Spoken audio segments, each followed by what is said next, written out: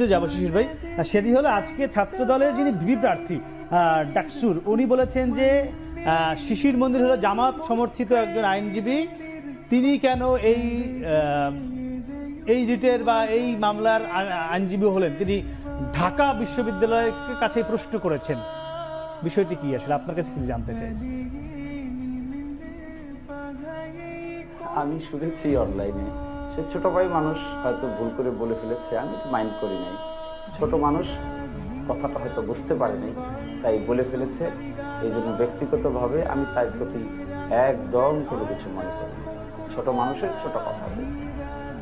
কিন্তু আসলে মানে বিষয়টি কি, আপনি কি ঢাকা বিশ্ববিদ্যালয়ের আইনজীবী কি এই ডাকসু শুরু হওয়ার পর থেকে এমন নাগনা বা এই রিটটা থেকে কিনা, সেটি একটু জানতে চাই।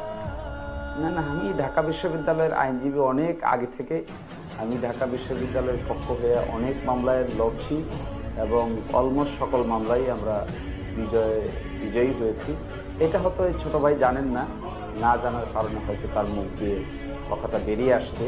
আমি মনে করি এটা কোনো ইন্টেনশনালি তিনি বলেননি, কথার কথা বাদ বলতে হবে তাই বলে ফেলেছেন। আমি এটাতে মোটেও কিছু মনে করিনি।